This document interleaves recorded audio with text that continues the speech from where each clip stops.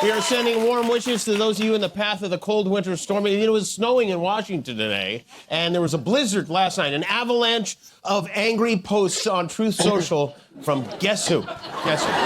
Our president, I know I've said this before, but for real, this time he went completely off the rails last night. The man who is allegedly running the country banged out an onslaught of posts and reposts in a furious social media blitzkrieg that started at 7:09 p.m., went on nonstop until almost midnight. From 7 to 12, he posted 160 times. It's an average of every 2 minutes for 5 hours straight. You want to see what that looks like? I'll show you what that looks like because it's quite... This is it. That's what he did last night. Do you know how long you have to be on the toilet to post that much? I mean, what is he eating?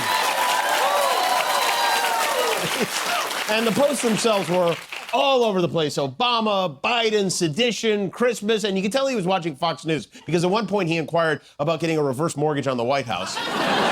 One of his posts was a clip from his cameo in Home Alone 2, which I sincerely believe is the last time Donald Trump was happy. And after this tweeting frenzy, he passed out and was back at it at 5:48 a.m., declaring Truth Social is the best. There is nothing even close. I don't know. I still think chlamydia is better, but that's just me. I mean, I don't think I tweeted that many times in a year. Here's what I wonder. What was Melania doing during this 5-hour Manic Monday marathon? Hiding under the Christmas tree?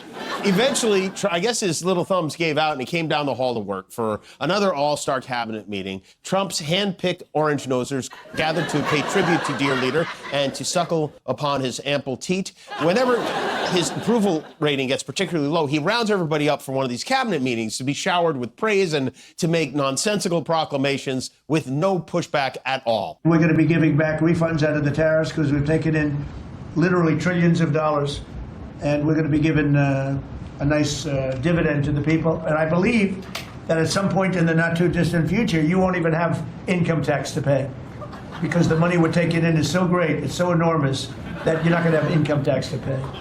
Well, he would know. He hasn't paid income tax in like, I don't know, maybe 50 years.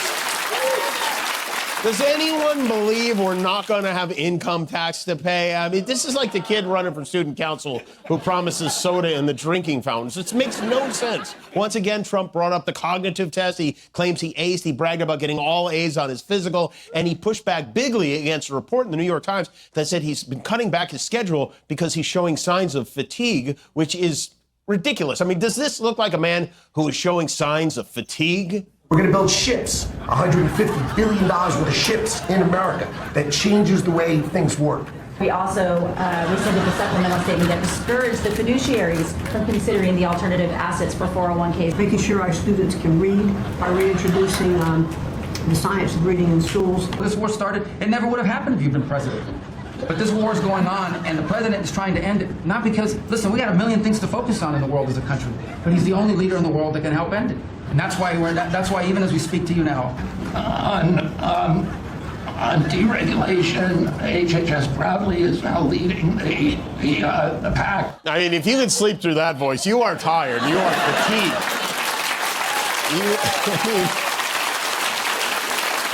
Tell us again how sleepy Joe is, will you? Of course he's tired. He was up all night posting. When he wasn't sleeping, Rip Van Winkle was lying. He said grocery prices are down. They're not down. He said he's cutting prescription drug prices 900%. That's ridiculous. In the brief time he was conscious, though, he had a lot to say. The Lincoln bathroom is now gorgeous. I took my physical. I got all A's, everything. I should get the Nobel Prize for every war, but I don't want to be greedy. Ilhan Omar is garbage. Boot, edge. And it's supposed to be boot, edge.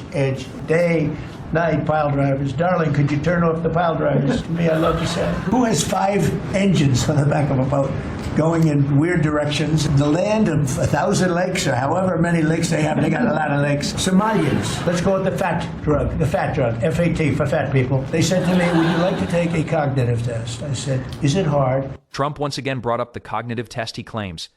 He aced and bragged about getting all A's on his physical. He pushed back bigly against a New York Times report that he is cutting back his schedule due to signs of fatigue. I mean, does this sound like a man who is showing signs of fatigue? Asterisk, insert muffled, rambling quote, about ships, deregulation, and the science of reading asterisk if you could sleep through that voice. You are tired. Of course, he is tired. He was up all night posting. The president also unveiled his latest effort to intoxicate the stupid with Trump accounts. He wants to give every child born between 2025 and 2028 $1,000 to invest. The best part, he is not paying for them. Billionaire Michael Dell and his wife are paying for most of it, $6.25 billion. And Trump is putting his name on their donation. It is the Trump way, teaching kids how to spend other people's money. Perfect.